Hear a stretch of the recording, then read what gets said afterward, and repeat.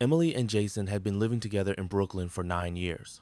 He worked as a mechanic, and she was an accountant at a construction firm in Manhattan. Their marriage had long turned into a routine: muted dinners, television in the background, arguments about groceries, and long silences filled with fatigue.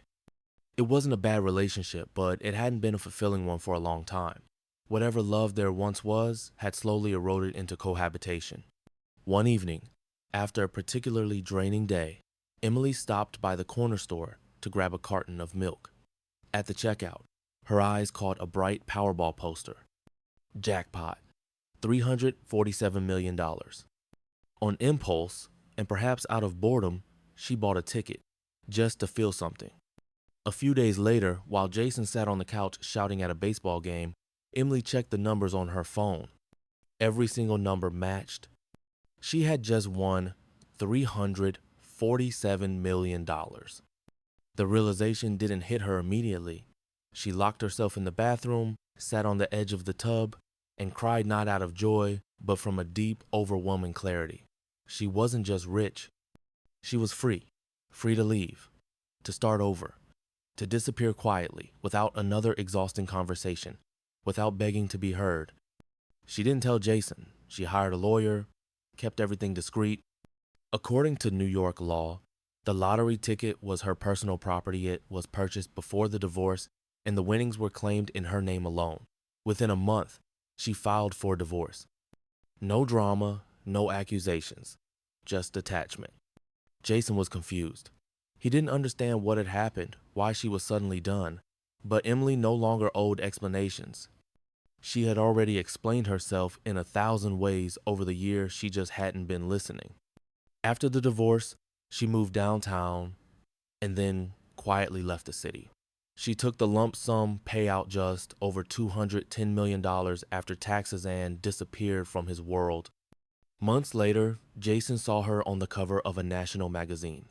Brooklyn Powerball winner turns jackpot into life-changing women's foundation. He barely recognized her.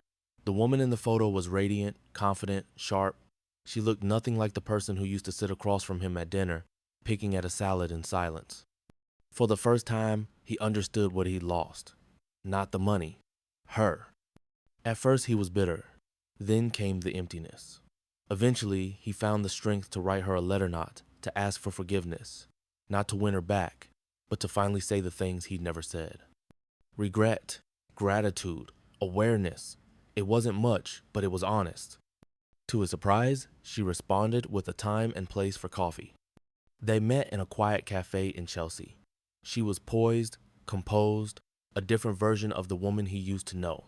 They talked calmly, like old acquaintances. Jason said what he came to say.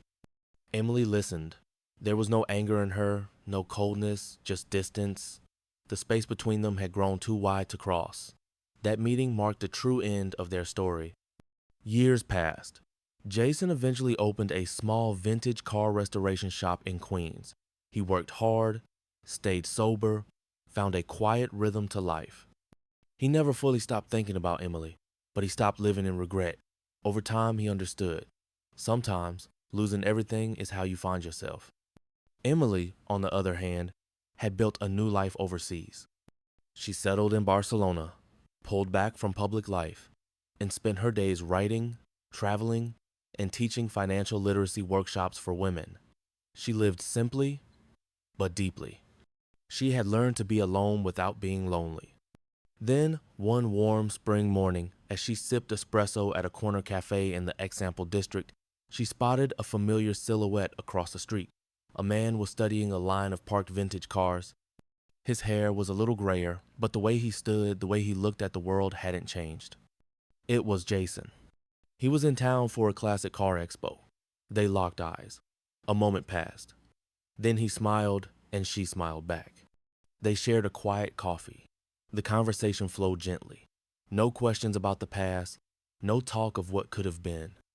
Just two people with shared history and separate futures, sitting in the soft Spanish light, grapefruit lift only for the clarity time had brought. They didn't exchange numbers. There were no promises to keep in touch. But as they parted ways, both felt something close to peace.